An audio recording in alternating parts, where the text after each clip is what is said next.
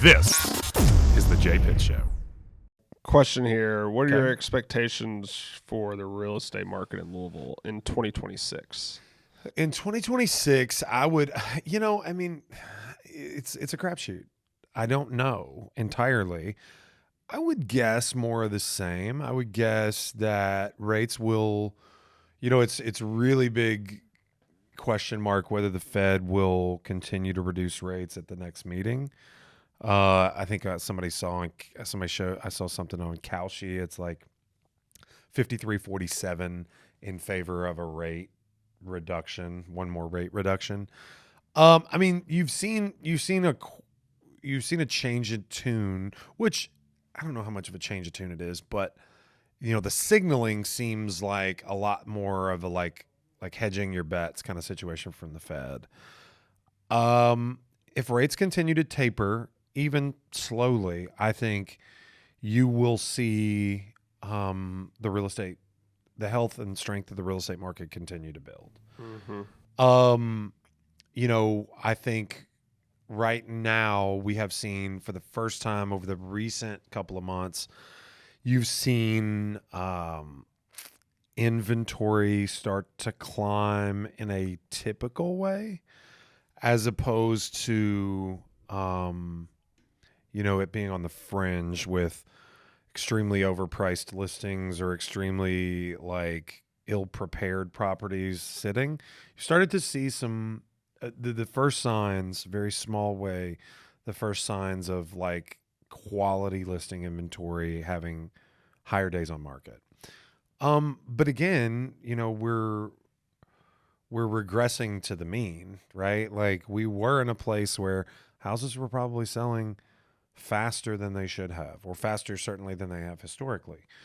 So housing market, NAR and several other economic people,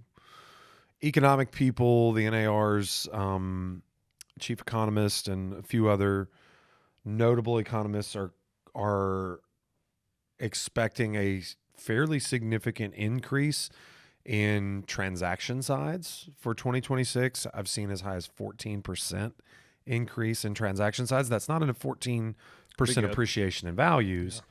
That's a 14% increase in transaction sides. That's enough to be significant.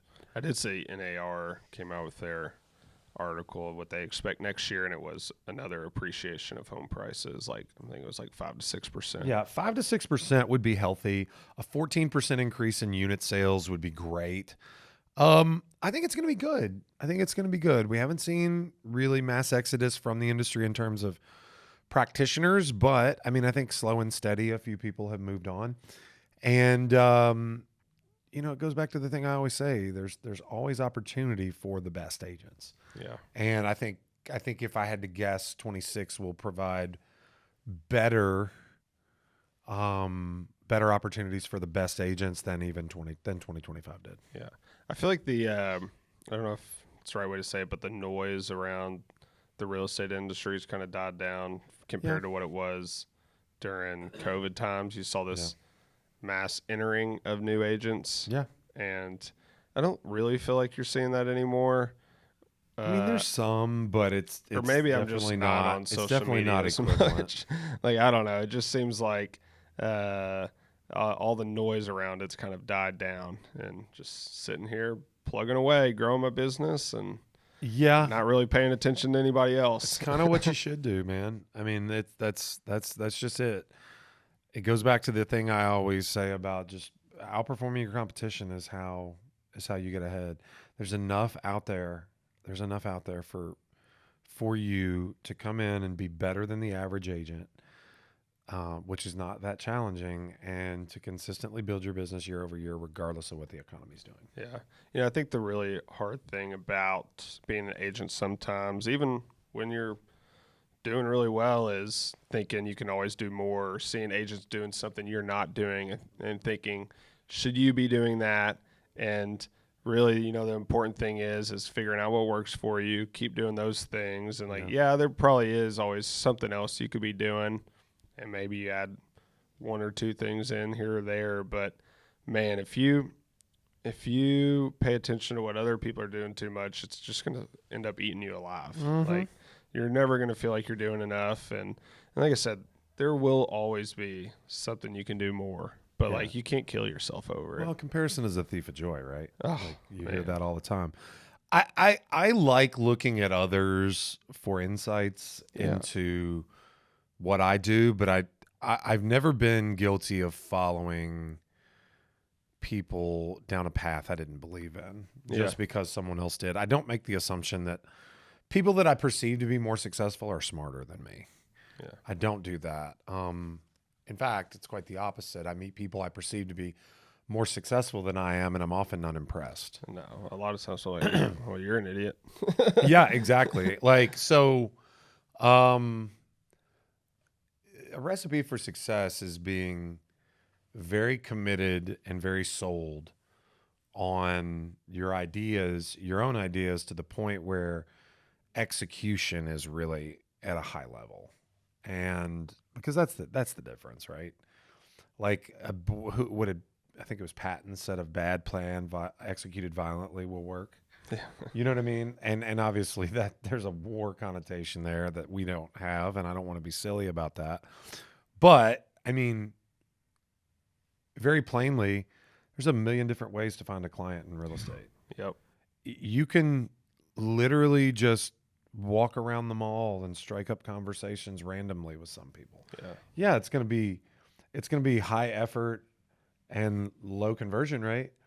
But if you run into somebody that likes to talk to people, there's a good chance you make friends. There's a good chance that a relationship, forms. Yeah. Well, and a lot of times what works for somebody is not going to work for you. You have to figure out what works for you and your lifestyle and how much time you have or what you're comfortable doing, what you're good at. It's what works for somebody else isn't going to work for you. I think that absolutely illustrates the point, but it does or doesn't work for you because you are or aren't willing to give what it takes. Yeah. Almost anything can succeed if given the appropriate amount of effort, focus, direction, all those things, right? And so it's just a matter of, how much do you want to make it work? I'll tell you what, right now I'm more of a believer than I ever have been in open houses. I think if you're a new agent or somebody that's slowed down or an agent doing a lot, like I've been doing some open houses and there are so many buyers coming in that I think probably aren't ready for until next year. Yeah. But like, that gives you a perfect opportunity to nurture. Not represented by anybody. And if you have good follow-up, like I think you could crush it with open houses right now. Totally agree with that. 1,000%. I've heard and seen our agents. You know what? And it's a great opportunity to do because there's a lot of unsold inventory. You can have great listings. And if you were to try and do open houses as a large strategy in 21, 22, 23, there's such few listings. The ones that aren't sold yet are, dogs, right? In terms of their appearance, and they don't inspire people to show up. If you try to do an open house on a hot new listing, there's so many people there, okay, that are probably represented, that are fighting for a chance to buy the listing, that you don't have the opportunity to have any low pressure conversations with them. Yeah. And so now you're right, Ryan. I mean, the market has slowed down a hair. Okay. Because there's more listings to choose from. Buyers don't feel the breakneck pace. They can look leisurely rather than hire an agent on day one and, show up with an offer already pre-filled. Yeah. You know what I mean? And it's a more enjoyable process. And you're right.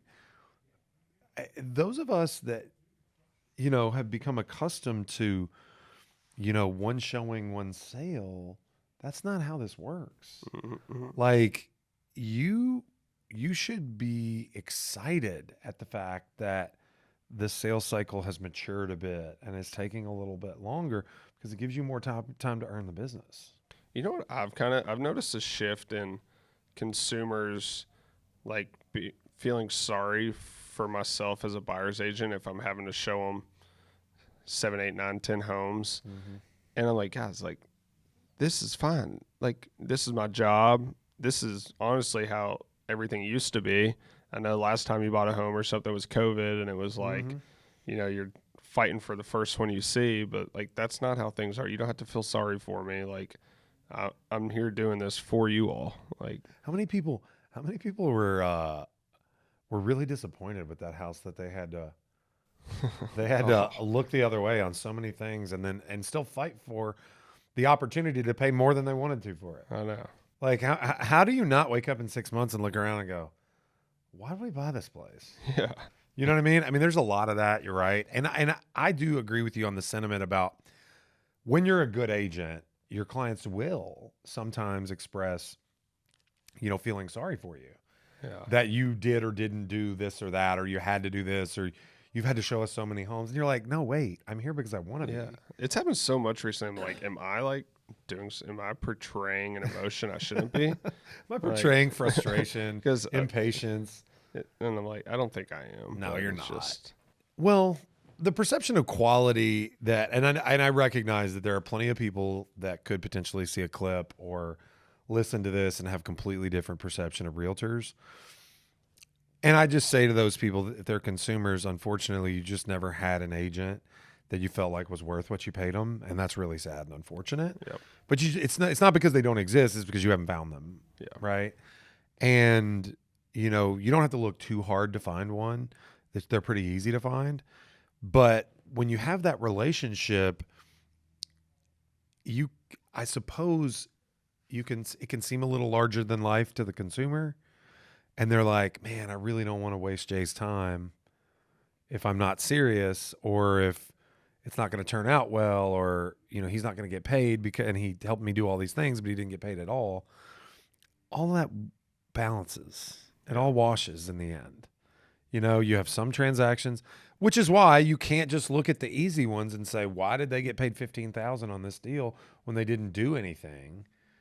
Well, the reason is because we get our teeth kicked in and day out. And I recognize that the individual consumer, they're only worried about themselves. But why it works as a career is because sometimes it's easy and sometimes it's hard. Yeah. Over the scope of all the clients, it balances. I feel like sometimes for new agents, it might be hard for them to, and I'm saying like I was a new agent at once and I found this hard, but it's hard to show like why you're worth it to your client in the beginning as a buyer's agent. It's like a lot of times you're just looking at homes and, until you get into the transaction, it's hard to show your worth, but there's so many ways to show it before. And just like a simple example is you go show a home to a client and, they want to think about it for a couple days, but don't want to lose the house if somebody else offers. And a lot of times I'll have clients ask me like, do you think we should put an offer in with a response time of Monday? And I'm like, well, I mean, I wouldn't do that if I was you all, because if I was this listing agent, I would leverage this offer to anybody coming and seeing the home over the next couple of days, and their eyes perk up and they're like, oh, didn't think about that. Yeah. And it's just like, there's so many ways to show your worth before you get into the transaction that you'll learn as you do it more. Mm-hmm. We talked today about how you can create value as an agent in your negotiating, especially if you have interest from multiple parties, and how you are able to handle that negotiation, by selectively sharing certain information. It's a misnomer probably for consumers, but an agent representing your listing doesn't have to make all information available to all parties. Now, there are certain, state required disclosures and things that have to be made, but there are certain pieces of information that can be at an agent's disposal, and sharing them with one agent versus another when they have interested clients based on what they know about those individual situations can get one party to act, and then you can take their action and leverage it against the other party. And then next thing you know, you're resulting in, $10,000 to $15,000 more for the property. And those are the situations that nobody ever wants to give us credit for. Yeah. And I suppose it's because bad agents can't do that, but they don't stick around when they're making their complaints, right? To think about, what the really good agent can do. Yeah. What I found to work best for me as a listing agent a lot of times, and buying agent too, but it's just like sometimes the best negotiating tactic is just asking the question you want to know. Just directly ask a lot the of question. times you'll get it. And more times than not, you'll get exactly what you want to know. And sometimes you won't, but most of the time you will.